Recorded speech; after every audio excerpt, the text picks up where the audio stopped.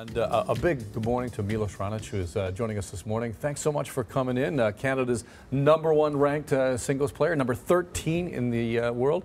And congratulations on a great year this year. Thank you. Appreciate it. Thanks for having me, first of all. And it's been a good year. I'm very proud of the things I've been able to do, especially after struggling with injury last year. And always I want better, and I'm sure there's many weeks I wish I was doing better and probably even at the end of the year, but at the same time I feel like I'm on the right track and I'm improving and I'm on the right track to be where I want to be down the road. And great to see you here because you're playing on Friday night an exhibition match against Andy Roddick. Raising money for? Raising money for my foundation, and as well as to help Tennis Matters with Tennis Canada, and starting up my foundation this week. So it's something I want to give back with my family as well, because I'm on the road a lot, so they'll be doing a lot of the heavy lifting with it, and give back to kids with prosthetic limbs, give them an opportunity that my parents gave me, and especially sport-specific limbs that they can participate in many different activities. And it's something I want to focus in Canada, but as well since I travel so much internationally.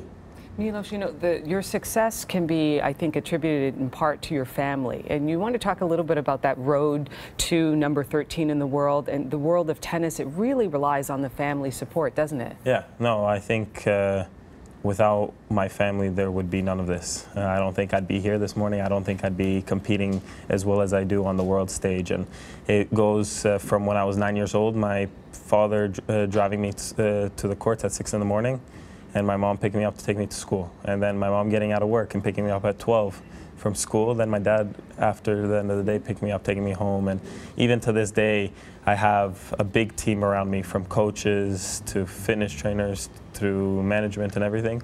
But every single day, my parents are a big part of that. You know what? Sorry about that, but I heard that your parents would drive you at 6 a.m. because the court time was cheaper. Is that right? Yeah, that's a big part of it. And also a big part of it is there's only so much time through the day to train. And for me, the issue of waking up early, getting out there and putting in the work was really never an issue. Is it because you just loved it that much, or did people recognize early in your career that you had something special? People recognized it, but it was never a question of me, should I do this because I can do it well, or should I do it because I want to do it? I just always was doing it because I wanted to. And I think that's why all the work never felt like work. That's why it just felt like progress that I wanted to be making. So it was always tennis. You know, a lot of kids, they try different sports, baseball and basketball and swimming, and then finally land on that thing that they love. For you, did you go through that process? I did, but I don't think as extensively as everybody else. I've never skated in my life.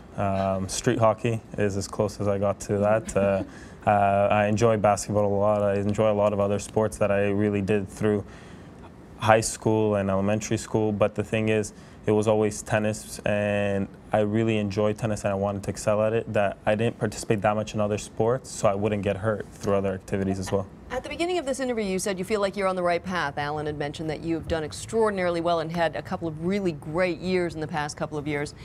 You said you know you're on the right path, but what does that mean? How do you know? Is it by the way you train? Do you use visualization to try to picture where you want to be, and what ultimately is the end of that path for you?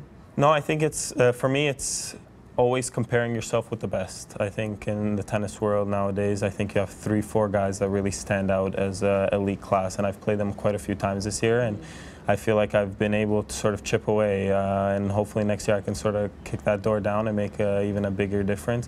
But I feel like if I keep improving and if I keep getting better, I'll give myself those opportunities. You're talking about Roger Federer and Rafael Nadal, Novak Djokovic, Andy Murray. So the ultimate goal at the end of your path would be to be playing them and beating them. Yes. Right. You have a favorite slam event? Is there one that, of the 4, that you think that's the one I want first? I think Wimbledon stands out to me exceptionally, just because of the class of players that have won it through the past, and also my idol winning there so many times, Pete Sampras.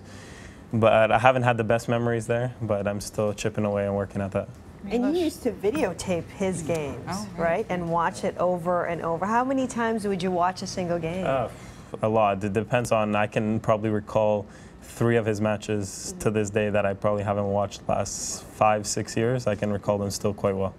So for all the kids out there who are playing tennis and marvel at what you do and what all the other great tennis players do, Can you talk about that focus that you have to have? This game is about, it's so physical, but it's also so mental. You're not out there for just a minute. You're out there for hours on end. How do you stay focused even when you're down a set? Yeah, it's one thing about tennis, I think in the competitive side, it's the beauty of tennis is there is no time limit. You can really take your time and you can really construct your way back into a match. And you're never rushing against the clock. And that's one great thing because the other person has to beat you all the way through to the end. And that's one thing about never quitting before then. But I think one big thing about success, not in just tennis, I think in everything, is hard work always pays off. I know a lot of people, and I've had that experience many times, that you work hard and you expect it to happen to you right away. And it's not that way. It's eventually going to pay off, but you just got to keep plugging away. We have to wrap it up, but as you head into this match on Friday, even though it's an exhibition, how do you go into it? You still think about, like, it's Andy Roddick, there's a certain move he has that I have to look out for, or is it just fun for you? No, it's very competitive. It's Yeah, very competitive. you can't take that away. As a professional, I'm even ping pong anything else. I might compete in. Right. You're going to be destroying who's ever on the other side. The second edition of FaceOff will be held in Toronto at the Air Canada Centre Friday, November 16th. That's this Friday. 7 p.m. Andy Raonic will be taking on Milos Raonic. So nice to meet you. Thank you guys for having me. All the very best. 8-7.